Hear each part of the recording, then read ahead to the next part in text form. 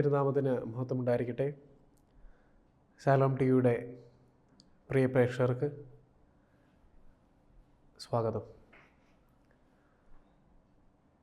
പ്രിയപ്പെട്ടവരെ, നമുക്കൊരു വചനം ധ്യാനിച്ച് ഈ ആത്മീയ ശുശ്രൂഷ ആരംഭിക്കാം.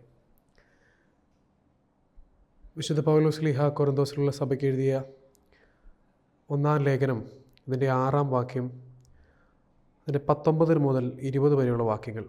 അവിടെ ഇപ്രകാരമാണ് എഴുതിയിരിക്കുന്നത്: നിങ്ങളിൽ വസിക്കുന്ന ദൈവദത്തമായ പരിശുദ്ധാത്മാവിൻ്റെ ആലയമാണ് നിങ്ങളുടെ ശരീരമെന്ന് നിങ്ങൾക്കറിഞ്ഞുകൂടെ? നിങ്ങൾ നിങ്ങളുടെ സ്വന്തമല്ല, നിങ്ങൾ വിലയ്ക്ക് വാങ്ങപ്പെട്ടവരാണ്. ആകയാൽ നിങ്ങളുടെ ശരീരത്തിൽ ദൈവത്തെ മഹത്വപ്പെടുത്തുവിൻ. പ്രിയപ്പെട്ടവരെ, പരിശുദ്ധനായ പൗലോസ് ശ്ലീഹ കൊരിന്തോസിനുള്ള സഭയ്ക്ക് എഴുതിയ ലേഖനത്തിൽ അദ്ദേഹം ഓർമ്മപ്പെടുത്തുകയാണ്, നിങ്ങളിൽ വസിക്കുന്ന ദൈവദത്തമായ പരിശുദ്ധാത്മാവിൻ്റെ ആലയമാണ് നിങ്ങളുടെ ശരീരമെന്ന് നിങ്ങൾക്കറിഞ്ഞുകൂടെ?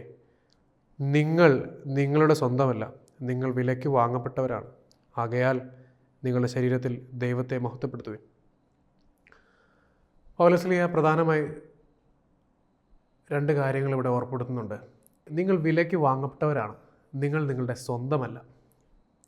നിങ്ങൾ വിലയ്ക്ക് വാങ്ങപ്പെട്ടവരാണ്, നിങ്ങൾ നിങ്ങളുടെ സ്വന്തമല്ല.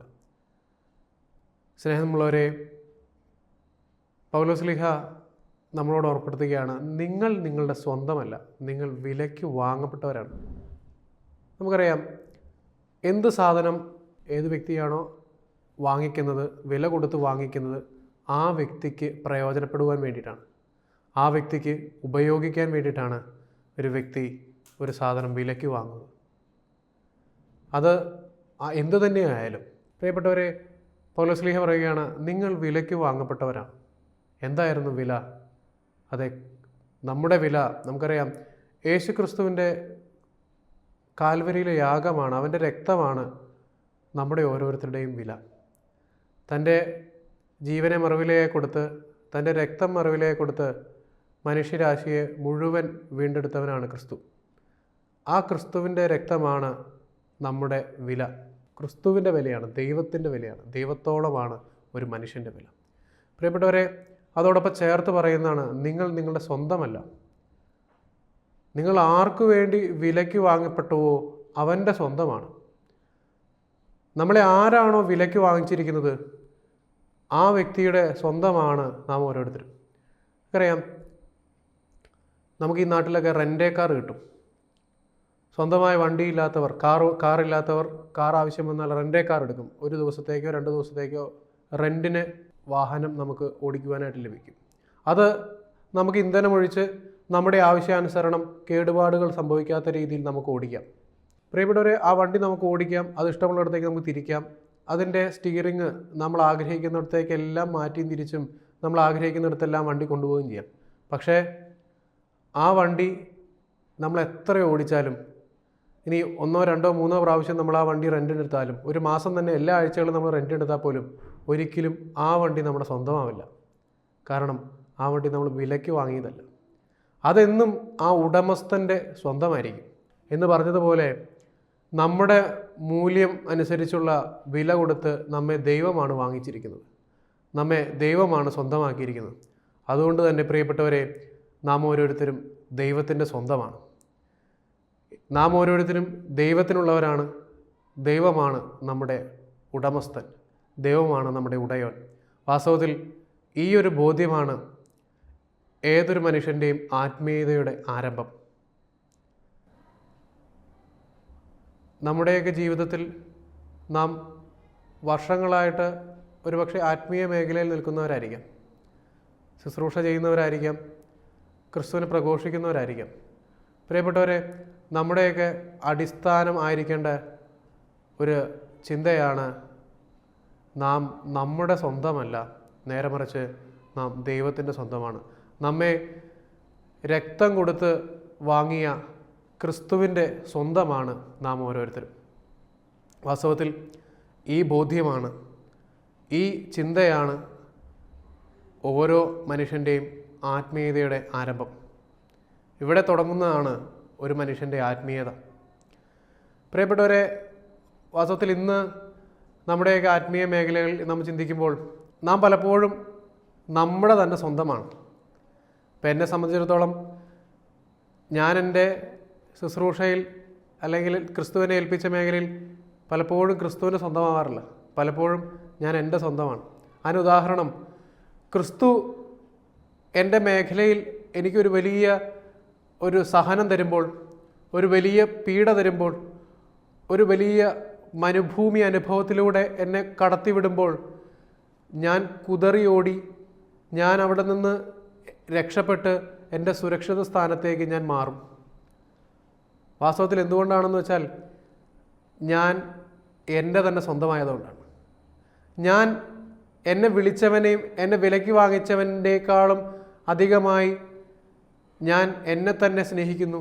അതിനേക്കാൾ കൂടുതൽ വിലയിട്ട് ഞാൻ എന്നെ തന്നെ സ്വന്തമാക്കി വെച്ചിരിക്കുന്നതുകൊണ്ട് എനിക്ക് ഒരു മുറിവോ ഒരു ഭാരമോ ഒരു ചതവോ ഒരു ക്ഷീണമോ ഉണ്ടാവാതെ ഞാൻ ശ്രദ്ധിക്കുന്നു. അതുകൊണ്ട് എൻ്റെ പാതയിൽ, എൻ്റെ ജീവിതത്തിൽ എവിടെ ഒരു സഹനം വരുന്നോ, എവിടെ ഒരു ഒറ്റപ്പെടുത്തൽ വരുന്നോ, എവിടെ ക്രൂശിൽ തൂക്കപ്പെടുന്ന അവസ്ഥ വരുന്നു, ചെയ്യാത്ത തെറ്റിന് ക്രൂശിൽ കയറേണ്ട അവസ്ഥ വരുന്നു, ആരാലും മനസ്സിലാക്കപ്പെടാത്ത അവസ്ഥ വരുന്നു, അവിടെ ഞാൻ ഓടി അകലാൻ ശ്രമിക്കുന്നു. അവിടെ നിന്ന് ഞാൻ വളരെ തന്ത്രപൂർവമായി രക്ഷപ്പെടാനായിട്ട് ശ്രമിക്കുന്നു. വിദഗ്ധനായ ഒരു ആത്മീയനായിട്ട് ഞാൻ ആ സമയത്ത് മാറുന്നു. സതുപദേശം കൊടുക്കുവാനായിട്ട് ദൈവം വിളിച്ചവൻ സതുപദേശത്തെ മറന്ന് തൻ്റെ തന്നെ സുരക്ഷിത സ്ഥാനം തേടി പോകുന്നു. ഒരു തരത്തിൽ പറഞ്ഞാൽ രക്ഷ തേടി പല മലകളിലേക്കും ഗുഹകളിലേക്കും ഒളിക്കുന്നു. വാസ്തവത്തിൽ ഇത് ചെയ്യുന്നതിൻ്റെ കാരണം ക്രിസ്തു എന്നെ വിലയ്ക്ക് വാങ്ങിച്ചു എന്നുള്ള ബോധ്യം, ആഴമായ ബോധ്യം ഹൃദയത്തിൽ ഉറക്കാത്തതുകൊണ്ടാണ്. ഞാൻ ഈ ഒരവസ്ഥയിൽ, ഒരു സഹനത്തിലാക്കപ്പെട്ടാൽ എൻ്റെ വ്യക്തിത്വം നഷ്ടപ്പെട്ടേക്കാം, ഞാൻ ഇത്രയും കാലം ഉണ്ടാക്കിയ എൻ്റെ സൽപ്പേര് നഷ്ടപ്പെട്ടേക്കാം, ഞാൻ ചേർത്ത് നിർത്തിയ എൻ്റെ സ്നേഹിതർ നഷ്ടപ്പെട്ടേക്കാം എന്നുള്ള ആകുലതയാണ്, എന്നെ പറ്റിയുള്ള എൻ്റെ ആകുലതയാണ് എന്നെ ഈ തരത്തിലുള്ള ഒരു അവസ്ഥയിലേക്ക് കൊണ്ടെത്തിക്കുന്നത്. പ്രിയപ്പെട്ടവരെ, നാം ഒന്ന് മനസ്സിലാക്കേണ്ടത്, നാം എത്രത്തോളം നമ്മെപ്പറ്റി ആകുല ചിത്തരായിരിക്കുന്നു, നാം എത്രത്തോളം നമ്മുടെ ജീവിതത്തെപ്പറ്റി ക്ലേശകരമായി നാം ചിന്തിക്കുന്നുവോ, എത്ര ആഴമായി നാം ചിന്തിക്കുന്നു, അതിനേക്കാൾ എത്രയോ മടങ്ങ് ദീർഘമായും ആയിട്ടായിരിക്കും ദൈവം ചിന്തിക്കുന്നത്. എത്രയോ ആഴമായിട്ടായിരിക്കും ദൈവം ചിന്തിക്കുന്നത്. എത്രയോ കാലങ്ങൾ അപ്പുറം കണ്ടിട്ടായിരിക്കും ദൈവം ചിന്തിക്കുന്നത്. നമ്മുടെ കൈകൾ വഴി അനേക ആത്മാക്കളുടെ രക്ഷ കണ്ടിട്ടായിരിക്കും ദൈവം ഇരിക്കുന്നത്. പ്രിയപ്പെട്ടവരെ, പലപ്പോഴും ദൈവം നമ്മെ ഇത്തരത്തിൽ കരുതുന്നുണ്ട്. ദൈവം ഇത്തരത്തിൽ നമ്മെ വിലയ്ക്ക് വാങ്ങിച്ച നമ്മുടെ ദൈവം ഇതെല്ലാം അറിഞ്ഞുകൊണ്ടാണ് നമുക്ക് തരുന്നതെന്ന ആ ഉത്തമ ബോധ്യം നമുക്ക് നഷ്ടപ്പെട്ടതുകൊണ്ടോ നമുക്ക് ഇല്ലാത്തതുകൊണ്ടാണ് നാം ഇത്തരത്തിൽ നമ്മുടെ സഹനവേദികളിൽ നിന്ന് നാം ഓടി ഒളിക്കുന്നത്. പ്രിയപ്പെട്ടവരെ, വാസ്തവത്തിൽ നമ്മുടെ ജീവിതത്തിൽ ദൈവം നമ്മെ ആക്കി വച്ചിരിക്കുന്ന മേഖലകളിൽ, ദൈവം നമ്മെ ആക്കി വച്ചിരിക്കുന്ന സ്ഥലങ്ങളിൽ അവൻ തരുന്ന സഹനങ്ങളെ ഹൃദയത്തോട് ചേർത്ത് വെച്ച് നമ്മെ വിലയ്ക്ക് വാങ്ങിയ ആ ഉടമയോട് അനുസരണമുള്ളവരായി, അവൻ ഏതവസ്ഥയിൽ നമ്മെ ആക്കി വച്ചിരിക്കുന്നോ ആ അവസ്ഥയോട് പൂർണ്ണമായി അനുരൂപപ്പെട്ട് അതിനോട് മനഃചാഞ്ചല്യമില്ലാതെ സ്നേഹത്തോടെയും ആത്മധൈര്യത്തോടെയും ആയിരിക്കാൻ നമുക്ക് സാധിച്ചാൽ നമ്മെ ആത്മീയരെന്ന് വിളിക്കുവാനായിട്ട് നമുക്ക് സാധിക്കും. നമ്മെ ആത്മീയരെന്ന് വിലയിരുത്തുവാനായിട്ട് നമുക്ക് സാധിക്കും. നേരെ മറിച്ച് നാം ഓടി ഒളിക്കുന്നവരാണെങ്കിൽ, നാം ഭീരുക്കളാണെങ്കിൽ നമ്മെ ഒരു ആത്മീയനോ ക്രിസ്ത്യാനിയോ കാണാൻ സാധിക്കുകയില്ല. നാം മറ്റെന്തിനോ വേണ്ടി അധ്വാനിക്കുന്നവരാണ്. നാം നമ്മെ തന്നെ സ്നേഹിച്ചതിൻ്റെ ഫലമായിട്ട് നമ്മുടെ ജീവിതത്തിൻ്റെ സുരക്ഷിതത്വത്തിന് വേണ്ടി നാം നടത്തുന്നതാണ് നമ്മുടെ ആത്മീയത, ഇത്തരത്തിൽ ചിന്തിച്ചാൽ. അതുകൊണ്ട് പ്രിയപ്പെട്ടവരെ, നമ്മുടെ മനസ്സ്, ഹൃദയം എവിടെയായിരിക്കുന്നു എന്ന് നമുക്ക് ചിന്തിക്കാം. നമ്മുടെ ഹൃദയവും നമ്മുടെ മനസ്സും നമ്മെയാണോ സ്നേഹിക്കുന്നത്, അതോ ക്രിസ്തുവിനെയാണോ സ്നേഹിക്കുന്നത്? നാം അവന് വേണ്ടിയിട്ടാണോ ജീവിക്കുന്നത്? ക്രിസ്തു നമ്മെ വിലയ്ക്ക് വാങ്ങിച്ച് സ്വന്തമാക്കിയതാണെന്ന് നമുക്ക് ഉത്തമ ബോധ്യമുണ്ടോ എന്ന് നമുക്ക് ചിന്തിക്കാം. വാസ്തവത്തിൽ നമ്മുടെയൊക്കെ ജീവിതത്തിൽ നാം പലപ്പോഴും പ്രാർത്ഥിച്ച് പലതും നേടാൻ ആഗ്രഹിക്കുന്നവരാണ്, പ്രാർത്ഥിച്ച് കീഴടക്കാൻ ശ്രമിക്കുന്നവരാണ്. അനേകം പ്രാർത്ഥനകൾ ഉരുവിട്ട് നാം വലിയ കാര്യങ്ങൾ നേടാൻ ആഗ്രഹിക്കുന്നവരാണ്. പലപ്പോഴും പല ഭയങ്ങളും നമ്മെ വേട്ടയാടാറുണ്ട്. പ്രിയപ്പെട്ടവരെ, നാം മനസ്സിലാക്കേണ്ടത് ദൈവം നമ്മെ ആക്കി വെച്ചിരിക്കുന്ന സ്ഥലങ്ങളിൽ അവനോട് ചേർന്നാണ് നിൽക്കുന്നത്. മറ്റൊന്നുമല്ല, അവൻ്റെ സ്വന്തമാണെന്ന ഉത്തമ ബോധ്യത്തോടെയാണോ ചേർന്ന് നിൽക്കുക എന്നുള്ളത്. നമ്മുടെ പ്രാർത്ഥന കൊണ്ട് ചേർന്ന് നിൽക്കുക എന്നുള്ളതല്ല, നമ്മുടെ ഹൃദയം കൊണ്ട് ചേർന്ന് നിൽക്കുക എന്നുള്ളതാണ്. നമ്മുടെ അനേക പ്രാർത്ഥനകൾ ഉരുവിട്ട് അനേക തവണ ആവർത്തിച്ച് പ്രാർത്ഥിക്കുന്നതുകൊണ്ട് നാം ഒരു ആത്മീയരാവണമെന്നില്ല. പലപ്പോഴും പല പ്രാർത്ഥനകളും നമ്മൾ വളരെ തീക്ഷ്ണമായിട്ട് നടത്താറുള്ളതാണ്, വളരെ സഹനത്തോടെ നടത്താറുള്ളത്. പക്ഷേ നാം ഒന്ന് ചിന്തിക്കണം, നമ്മുടെ ഹൃദയം എവിടെയാണ്? നമ്മുടെ ഹൃദയം പരിശുദ്ധനായ പൗലോസ് ഓർപ്പെടുത്തിയുള്ള നമ്മൾ ഹൃദയത്തിൽ അപരിച്ഛേദിതരാണോ? നമ്മുടെ ഹൃദയത്തിൽ പരിച്ഛേദനം നടന്നിട്ടുണ്ടോ? നമ്മുടെ ഹൃദയം നാം എന്ന സത്തയിലാണോ ഇപ്പോഴും നിലനിൽക്കുന്നതെന്ന് നാം ചിന്തിക്കേണ്ടിയിരിക്കുന്നു. വാസ്തവത്തിൽ നമുക്കുണ്ടാവേണ്ടത് സമരിയായിലെ സ്ത്രീക്കുണ്ടായ ആ ഒരു കിണറ്റിൻകരയുടെ അനുഭവങ്ങളാണ്. എത്രയോ മനോഹരമായിട്ടാണ് ആ ഒരു ബന്ധത്തെ ബൈബിൾ വരച്ചു കാണിച്ചിരിക്കുന്നത്. വാസ്തവത്തിൽ ആ സ്ത്രീയുടെ ജീവിതത്തിൽ ക്രിസ്തു എത്രയോ ആഴമായിട്ടാണ് ഇടപെടുന്നത്. ഇതൊന്നും യഥാർത്ഥത്തിൽ ആ സ്ത്രീ തൻ്റെ കഴിവുകൊണ്ടോ തൻ്റെ സാമർഥ്യം കൊണ്ടോ തൻ്റെ പ്രാർത്ഥനാ വൈഭവം കൊണ്ടോ നേടിയെടുത്തതല്ല. നേരെ മറിച്ച് അത് ക്രിസ്തു തൻ്റെ സ്നേഹത്തിൻ്റെ പൂർത്തീകരണമായി ആ സ്ത്രീയിലേക്ക് ഇറങ്ങിച്ചെന്നതാണ്, അവളുടെ പാപാവസ്ഥയിലേക്ക് ഇറങ്ങിച്ചെന്നതാണ്. അവൻ്റെ സ്നേഹമാണ് ആ സ്ത്രീയെ അതിൽ നിന്ന് വിമോചിപ്പിച്ചത്. അവൾ പിന്നീട് ബൈബിളിലെ തന്നെ ആദ്യത്തെ സുവിശേഷ പ്രഘോഷകയായി മാറുകയാണ്. അതുകൊണ്ട് പ്രിയപ്പെട്ടവരെ, നാം മനസ്സിലാക്കേണ്ടത്, നാം തിരിച്ചറിയേണ്ടത് നമ്മുടെ ഹൃദയം എവിടെയാണെന്നുള്ളതാണ്. ഒരുപക്ഷെ നമ്മൾ വർഷങ്ങളായിട്ട് ആത്മീയ ശുശ്രൂഷയിൽ ഭാഗവക്കാരായ ആളുകളായിരിക്കാം. ആത്മീയ പ്രസ്ഥാനങ്ങളിൽ വളരെ തീക്ഷ്ണതയോടെ ശുശ്രൂഷ ചെയ്യുന്നവരായിരിക്കാം. പക്ഷെ നമ്മൾ ശുശ്രൂഷ ചെയ്യുന്നത് ആർക്കു വേണ്ടിയിട്ടാണെന്നുള്ളത് വളരെ പ്രധാനപ്പെട്ടതാണ്. നാം എന്തിനു വേണ്ടിയിട്ടാണ് ശുശ്രൂഷ ചെയ്യുന്നുള്ളത് വളരെ പ്രധാനപ്പെട്ടതാണ്. ഒരു ക്രിസ്തു ബന്ധമാണോ, ഒരു ക്രിസ്തു അനുഭവമാണോ നമ്മെ ഇതിനെല്ലാം പ്രേരിപ്പിക്കുന്നത്? അതോ നാളെ ഇത് ചെയ്യുന്നത് വഴി എനിക്ക് കിട്ടിയേക്കാവുന്ന അനുഗ്രഹങ്ങളും അതുവഴി ഉണ്ടാകുന്ന സമ്പൽ സമൃദ്ധിയും അതുവഴി എൻ്റെ മക്കൾ അനുഗ്രഹിക്കപ്പെടും എന്നുള്ളതാണോ നമ്മുടെ അടിസ്ഥാനമെന്ന് നാം ചിന്തിക്കേണ്ടിയിരിക്കുന്നു. ഇതെല്ലാം വരും. നമുക്ക് സമ്പത്ത് വർദ്ധിക്കും, നമ്മുടെ മക്കൾ അനുഗ്രഹിക്കപ്പെടും, ഇതെല്ലാം ദൈവം തരും. പക്ഷേ ഇതൊന്നും ആയിരിക്കരുത് നമ്മെ പ്രചോദിപ്പിക്കുന്നത്. പിന്നെയോ നമ്മെ നയിക്കേണ്ടത് ഈ നമ്മെ വിലയ്ക്ക് വാങ്ങിച്ചവനുമായിട്ടുള്ള ഒരു ആഴമേറിയ ബന്ധമായിരിക്കണം, ഒരാഴമേറിയ സ്നേഹമായിരിക്കണം നമ്മെ നയിക്കേണ്ടത്. നാം നമ്മുടെ സ്വന്തമല്ല, നാം വിലയ്ക്ക് വാങ്ങപ്പെട്ടവരാണ്.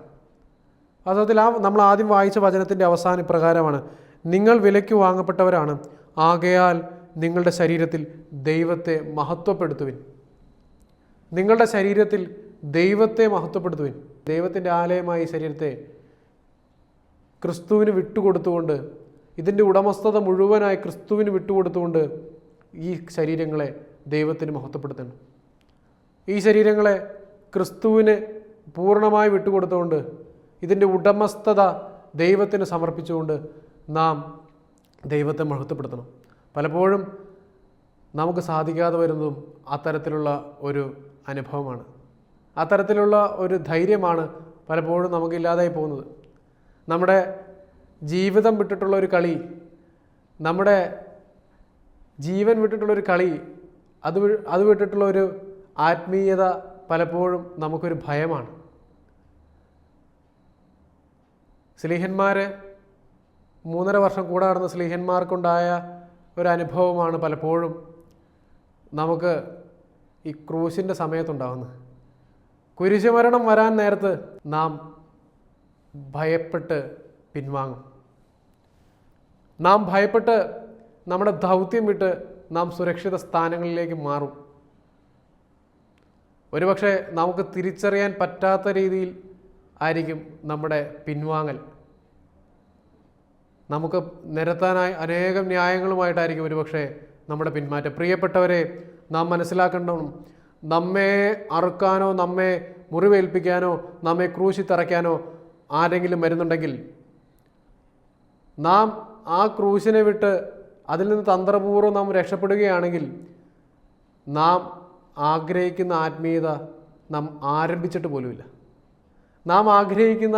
നാം ജീവിക്കുവാനായിട്ട് മനസ്സുകൊണ്ട് ഉറപ്പിച്ചിറങ്ങിയ ആത്മീയത നാം ആരംഭിച്ചിട്ട് പോലുമില്ല. നാം വാസ്തവത്തിൽ നിൽക്കുന്നത് നമ്മുടെ ഓരോരുത്തരുടെയും സ്വയം സ്നേഹത്തിലും സ്വയം കരുതലിലും സ്വന്തം ഇച്ഛയിലുമാണ്. നാം ഈ യാത്ര ഒന്ന് ആരംഭിച്ചിട്ട് പോലുമില്ല. പ്രിയപ്പെട്ടവരെ, നാം ഈ യാത്ര ആരംഭിക്കുന്നത് തന്നെ അവന് ക്രൂശോട് ചേർത്ത് വെച്ചാണ്. അവനെ സ്നേഹിക്കുന്നത് വഴിയാണ്. അവനാണ് ഈ ശരീരത്തിൻ്റെയും ഈ മനസ്സിൻ്റെയും ഈ ജീവിതത്തിൻ്റെയും ഉടമ. അവനാണ് ഇത് വിലയ്ക്ക് വാങ്ങിച്ചത്. ഇതിൽ എനിക്ക് യാതൊരു പങ്കുമില്ല. ഇത് എനിക്ക് കൊണ്ടുപോകാൻ സാധിക്കുന്ന ഒന്നല്ല. ഇതെനിക്ക് സ്വന്തമായി എന്തെങ്കിലും ചെയ്യാൻ സാധിക്കുന്നതല്ല. ഇത് നടത്തേണ്ടത് ദൈവമാണ്. ഇത് കൊണ്ടുപോകേണ്ടത് ദൈവമാണ്. ഇത് അവസാനിപ്പിക്കേണ്ടതും ദൈവമാണ്.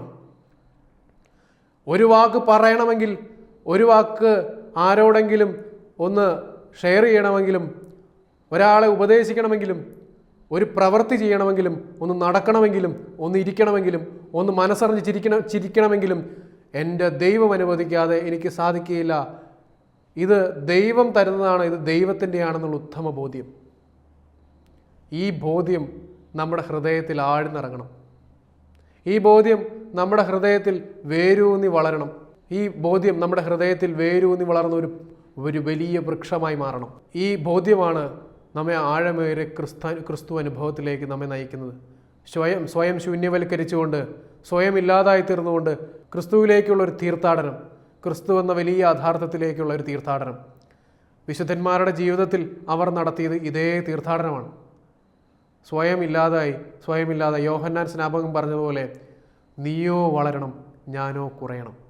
നീയോ വളരണം ഞാനോ കുറയണം. ഞാനില്ലാതാവട്ടെ, ക്രിസ്തു വളരട്ടെ, ക്രിസ്തു വളർന്ന് പന്തലിക്കട്ടെ. അവൻ ഒരു വലിയ വൃക്ഷമായി എൻ്റെ ഹൃദയത്തിൽ, എൻ്റെ ശരീരത്തിൽ, എൻ്റെ ജീവിതത്തിൽ വളർന്ന് പന്തലിക്കട്ടെ. ഞാനെന്ന വ്യക്തി ഇല്ലാതാവട്ടെ. എൻ്റെ സത്തയും എൻ്റെ ചിന്തകളും എൻ്റെ ആഗ്രഹങ്ങളും ദഹിച്ച് ക്രിസ്തുവാകുന്ന സത്തയിലേക്ക് ഞാൻ വളരട്ടെ. പ്രിയപ്പെട്ടവരെ, ഈ ഒരു ബോധ്യമാണ് നമ്മുടെ ആത്മീയത. ഇതാണ് ക്രിസ്തുവിൽ യഥാർത്ഥത്തിൽ വിഭാവനം ചെയ്യപ്പെട്ട ആത്മീയത. നാം നമ്മുടെ സ്വന്തമല്ല എന്ന ബോധ്യം. പിന്നീട് ചെയ്യുന്നതെല്ലാം ക്രിസ്തുവായിരിക്കും. ഇപ്രകാരം ക്രിസ്തുവിന് സമർപ്പിക്കപ്പെട്ടിരിക്കുന്ന ജീവിതങ്ങളിൽ പിന്നീട് പ്രവർത്തിക്കുന്ന ദൈവമായിരിക്കും. അത്ഭുതകരമായി, ലോകത്തിന് അതിശയകരമായി, ഇത് സത്യമാണോ എന്ന് വിചാരിക്കാത്ത, കണ്ണ് കണ്ടിട്ടില്ലാത്ത, ചെവി കേട്ടിട്ടില്ലാത്ത അനുഭവങ്ങളും അത്ഭുതങ്ങളുമായിരിക്കും പിന്നീട് സമർപ്പിക്കപ്പെട്ട ആ വ്യക്തിയുടെ ജീവിതത്തിൽ ഉണ്ടാകുന്നത്. മറ്റുള്ളവർ പറയും, ഇതെന്ത് അത്ഭുതം, ഇതെന്താണ് സംഭവിക്കുന്നത്, നമ്മുടെ കണ്ണുകൾക്ക് ഇത് വിശ്വസിക്കാൻ സാധിക്കുമോ, കേൾക്കുന്ന ഈ വാർത്ത നമുക്ക് വിശ്വസിക്കാൻ സാധിക്കുമോ, എന്താണ് ഇവിടെ സംഭവിക്കുന്നത് എന്ന തരത്തിൽ കൂടെയുള്ളവർ പോലും ആശ്ചര്യപ്പെടുന്ന രീതിയിൽ നമ്മെ ദൈവം മാറ്റിമറിക്കും.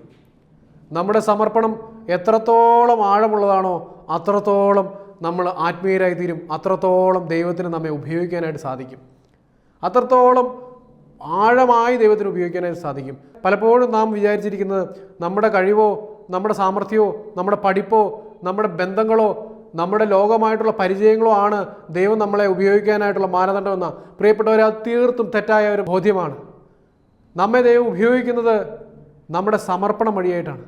നാം ദൈവത്തിന് എത്രത്തോളം ആഴമായി സമർപ്പിക്കുന്നു അത്രത്തോളം ദൈവം നമ്മെ എടുത്തു ഉപയോഗിക്കും. അവൻ വിലയ്ക്ക് വാങ്ങിയ ഈ ശരീരത്തെ എത്രത്തോളം എളിമയോടെ നാം സമർപ്പിക്കുന്നു അത്രത്തോളം മഹത്തരമായി ദൈവം ഉപയോഗിക്കും. പരിശുദ്ധ അമ്മയുടെ ജീവിതത്തിൽ അതല്ലേ നാം കണ്ടത്. പരിശുദ്ധ അമ്മ തൻ്റെ ജീവിതത്തെ പൂർണ്ണവും പരിപൂർണവുമായി ദൈവത്തിന് അർപ്പിച്ചപ്പോൾ ക്രിസ്തു ആ ഉദരത്തിൽ പിറന്നു. ക്രിസ്തു ആ ഉദരം വഴി ഈ ലോകത്തിലേക്ക് വന്നു. അതുകൊണ്ട് പ്രിയപ്പെട്ടവരെ, നമ്മുടെ സമർപ്പണം പരിശുദ്ധ അമ്മയുടെ ആഴമുള്ള സമർപ്പണങ്ങളായിരിക്കണം. പലപ്പോഴും നാം ദൈവത്തിൻ്റെ പക്കലിലേക്ക് ചെല്ലുന്നത് തന്നെ ചില ആഗ്രഹങ്ങളായിട്ടായിരിക്കും. ചിലപ്പോൾ ആത്മീയ മേഖലയിൽ നിൽക്കുന്നവരായിട്ടാണെങ്കിൽ ചിലപ്പോൾ വരദാനങ്ങൾക്ക് വേണ്ടിയിട്ടായിരിക്കും, ചിലർ രോഗശാന്തി വരങ്ങൾ വേണ്ടിയായിരിക്കും, ചിലർ വചന പ്രഘോഷണത്തിന് വേണ്ടിയായിരിക്കും. പ്രിയപ്പെട്ടവരെ, ഇതൊന്നും തെറ്റല്ല. പക്ഷേ ആത്യന്തികമായിട്ട് നമ്മുടെ ആഗ്രഹങ്ങളല്ല നടത്തപ്പെടേണ്ടത്, നേരെ മറിച്ച് ദൈവത്തിൻ്റെ ആഗ്രഹമാണ്. ദൈവം എന്താണോ ഇച്ഛിക്കുന്നത് അതാണ് നടത്തപ്പെടേണ്ടത്, അത് മാത്രമേ നടത്തപ്പെടാവൂ. അതുകൊണ്ട് നാം സമർപ്പിച്ചാൽ, നാം ദൈവത്തിന് പരിപൂർണമായി അർപ്പിച്ചാൽ നമ്മിൽ ദൈവം അത് നിറവേറ്റും, നമ്മിൽ അത് ദൈവം പൂർത്തീകരിക്കും, ദൈവം അത് ഫലമണിയിക്കും. അനേകർക്ക് വന്ന് ആ ഫലം പറിച്ച് ക്രിസ്തുവിനെ ഉള്ളിൽ ജനിപ്പിക്കുവാനായിട്ട് സാധിക്കുകയും ചെയ്യും. നേരെ മറിച്ച് നമ്മുടെ പദ്ധതികളാണ് നാം ചെയ്യാനായിട്ട് ആഗ്രഹിക്കുന്നതെങ്കിൽ ഒരു ദൈവീക വെളിച്ചവും ദൈവീക ഇടപെടലും ദൈവീക അനുഭവവും അനോയിൻറ്റിങ്ങും ആ പദ്ധതിയുടെ മേലുണ്ടായിരിക്കില്ല. നേരെ മറിച്ച് നാം സമർപ്പിച്ച് പൂർണ്ണമായി ദൈവത്തിന് അർപ്പിച്ച് നമ്മെ തന്നെ ശൂന്യമാക്കിക്കൊണ്ട് ഏത് സമയമാണോ ദൈവം ഒരു കാര്യം നിർത്താൻ പറയുന്നത് അന്നേരം നിർത്തി, ഏത് സമയത്താണോ ദൈവം ആരംഭിക്കാൻ പറയുന്നത് അന്നേരം ആരംഭിച്ച്, ദൈവം എന്ത് വാക്ക് പറയുന്നോ അതിനോട് പരിപൂർണമായി വിധേയപ്പെട്ടാണ് നാം പോകുന്നതെങ്കിൽ പ്രിയപ്പെട്ടവരെ, ഒരു അസാധാരണമായ ജീവിതമായി നമ്മെ മാറ്റും. അപ്രകാരം ഉള്ള ഒരു ജീവിതത്തിലേക്കാണ് ക്രിസ്തു നമ്മെ വിളിച്ചിരിക്കുന്നത്. സ്വയം സമർപ്പിച്ച് സ്വയം ശൂന്യവൽക്കരിക്കപ്പെട്ട് ജീവിക്കാനാണ് ദൈവം നമ്മെ വിളിച്ചിരിക്കുന്നത്. സമരിയാക്കാരുടെ സ്ത്രീയുടെ ഒരു അനുഭവം വളരെ മനോഹരമാണ്. അവളോട് ക്രിസ്തു അനേകം കാര്യങ്ങൾ ചോദിക്കുന്നുണ്ട്. നിനക്ക് ഭർത്താക്കന്മാരുണ്ടായിരുന്നു എന്നുള്ള തുടങ്ങിയ അവളുടെ പാപമേഖലകളെ പറ്റി എല്ലാം സംസാരിക്കുന്നുണ്ട്. അതിനുശേഷം കർത്താവ് അവളോട് പറയുന്നുണ്ട്, ഞാൻ തരുന്ന വെള്ളം കുടിച്ചാൽ പിന്നീട് നിനക്ക് ഒരിക്കലും ദാഹിക്കുകയില്ല. ഞാൻ തരുന്ന പരിശുദ്ധാത്മാവാകുന്ന ജലം നീ കുടിച്ചാൽ നിനക്കൊരിക്കലും ദാഹിക്കുകയില്ല. പ്രിയപ്പെട്ടവരെ, വാസ്തവത്തിൽ ആ മനോഹര ബന്ധത്തിൻ്റെ ഒരു പൂർത്തീകരണമായിരുന്നു അവൾക്ക് ലഭിച്ച ആ ഒരു അഭിഷേകം, അവൾക്ക് ലഭിച്ച ക്രിസ്തു അനുഭവം. പ്രിയപ്പെട്ടവരെ, അതുകൊണ്ട് ഒരു കിണറ്റിൻകര അനുഭവങ്ങളൊക്കെ സ്ഥിരമായി നമ്മുടെ ജീവിതത്തിലുണ്ടാകട്ടെ. പ്രാർത്ഥിച്ച് നാം നേടിയെടുക്കുന്നതിനേക്കാൾ ഉപരി പ്രാർത്ഥനകളോടൊപ്പം തന്നെ അവനുമായിട്ടുള്ള ആഴമായ ബന്ധം, അവന് സമർപ്പിക്കപ്പെട്ട മനസ്സ്, അവന് സമർപ്പിക്കപ്പെട്ട ഒരു ഹൃദയവുമായി നമുക്ക് അവനോട് ചേർന്ന് നിൽക്കാം. നമ്മുടെ ഹൃദയങ്ങളെ പൂർണ്ണമായി ക്രിസ്തുവിന് സമർപ്പിക്കാം. നാം എന്തെങ്കിലും നമ്മുടെ സ്വന്തമായി വെച്ചുകൊണ്ടിരിക്കുന്നുണ്ടെങ്കിൽ, ഒരുപക്ഷെ നമ്മുടെ മനസ്സാകാം, നമ്മുടെ ഹൃദയമാകാം, നമ്മുടെ മക്കളാകാം, നമ്മുടെ സമ്പത്താകാം, നമ്മുടെ പ്രൈഡാവാം, നമ്മുടെ അഭിമാനമാവാം, നമ്മുടെ പല ചിന്തകളായിരിക്കാം. പ്രിയപ്പെട്ടവരെ, എന്ത് നാം സ്വന്തമായി വെച്ചിരിക്കുന്നോ അവയുടെ ഉടമസ്ഥത പൂർണ്ണമായി ക്രിസ്തുവിന് സമർപ്പിക്കാം, ക്രിസ്തുവിന് കൊടുക്കാം, അവന് പൂർണ്ണമായി വിധേയപ്പെടാം. അവന് തന്നെ നമ്മളെ തന്നെ സമർപ്പിച്ച് സമസ്ത മേഖലകളിലും ക്രിസ്തു വാഴട്ടെ, സമസ്ത മേഖലകളിലും ക്രിസ്തു രാജാവായി വാഴട്ടെ. നമ്മുടെ ശരീരത്തിലും നമ്മുടെ മനസ്സിലും നമ്മുടെ ആത്മാവിലും നമ്മുടെ ബുദ്ധിയിലും ക്രിസ്തു വാഴട്ടെ. അങ്ങനെ ക്രിസ്തു മനുഷ്യരായി നമുക്ക് തീരാം. അങ്ങനെ ക്രിസ്തുവിനെ ജീവിതം കൊണ്ട് പ്രഘോഷിക്കുന്നവരായി തീരാൻ ദൈവം ഇടയാക്കട്ടെ എന്ന് പ്രാർത്ഥിക്കുകയും ആശംസിക്കുകയും ചെയ്തുകൊണ്ട് ഞാൻ എൻ്റെ വാക്കുകളെ ഉപസംഹരിക്കുന്നു. ദൈവതിരുനാമം മാത്രം മഹത്വപ്പെടുമാറാകട്ടെ.